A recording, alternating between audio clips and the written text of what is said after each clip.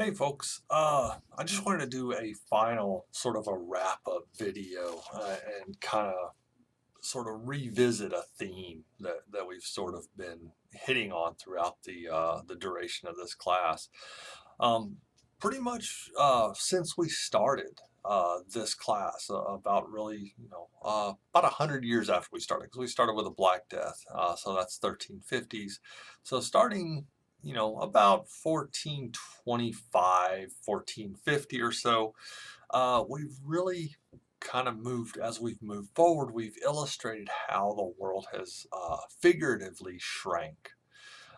Very soon after the course began in 1492, the world started, sort of figuratively shrinking. Uh, at that time, Europe has started to embrace colonialism in North America, and very soon after, the Asian world. As time moved forward, Europe absolutely embraced that globalist, sort of internationalist stance.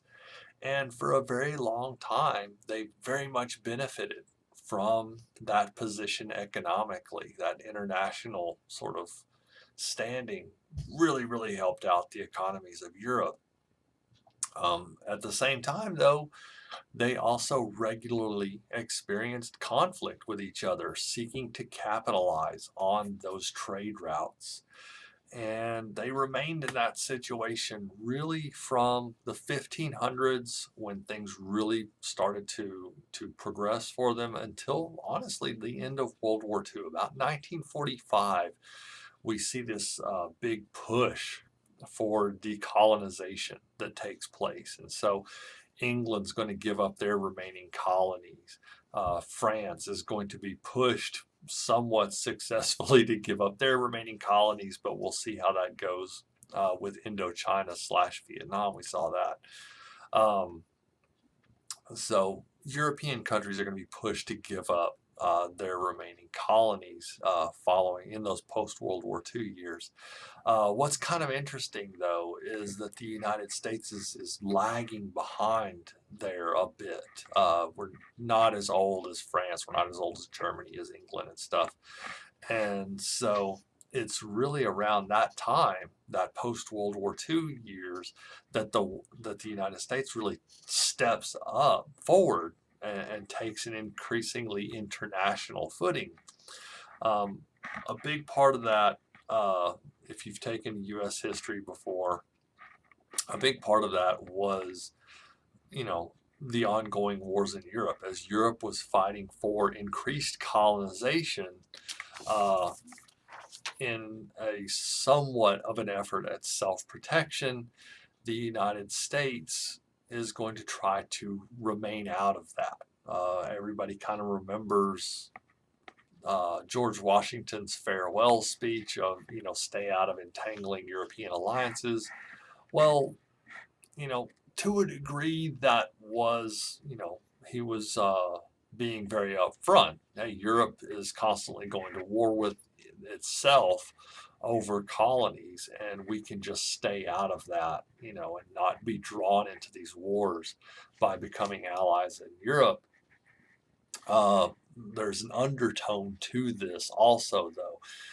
If Europe is at war and we are an emerging economy, most of their people that are producing items for those countries to remain at war and to feed the public, they're not working right now. They're all fighting. And so if we remain out of these, European alliances, we can sell stuff to Europe. And so that helps out with the American economy. And so that message that Washington was putting out wasn't this sort of pure philosophy. It had an underlying tone to it.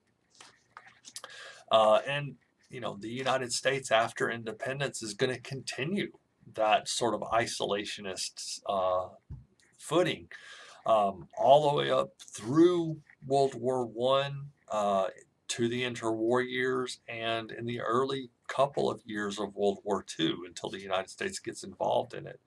Um, Following World War Two, though, the United States, the national leaders, it dawns on them that maintaining that isolationist standing, that's what, got us ultimately pulled in to both World War I and World War II. And so, in an incredible shift, the United States is going to reverse course following World War II and take a very internationalist slash globalist footing. And because we saw what that, you know, that absolute isolationist standpoint brought, that was bad. And so the United States is going to adopt a globalist, internationalist footing. And in a lot of ways is going to be a very positive force around the world as the United States, takes that bold transition.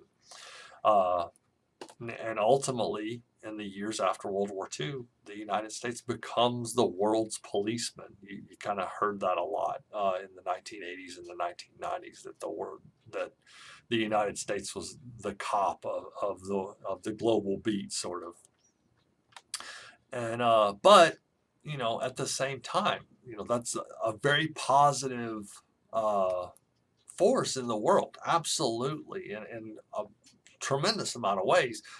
It also, though, unfortunately, becoming more and more involved in world affairs, brought the United States, and had several results. One of them being a term called blowback. Blowback is a term coined by the CIA, Central Intelligence Agency, describing unintended consequences of foreign policy activities. And there were a lot of missteps, unfortunately, during the Cold War.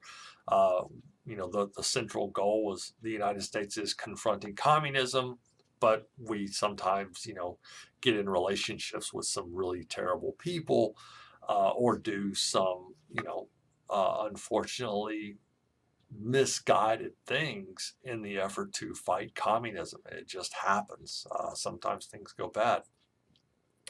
Also, though, the United States is that cop on the global beat, and so the United States becomes a target for folks that are seeking somebody to blame. And so, increasingly the United States becomes a target for a lot of terrorist activities and stuff like that. Uh, so this doesn't, nothing comes with, just great outcomes. There's always a mix of outcomes, but without that position, being sort of that internationalist footing, the United States wouldn't be in that sort of traditional leadership position that it's occupied for the last 70 years.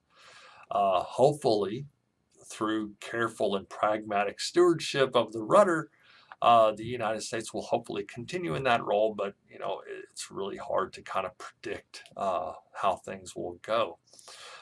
Anyway, with that, we've reached the end of the course. I really hope that you've all enjoyed the class, and I really look forward to your final submissions. So thanks a lot for a really cool semester. See you later.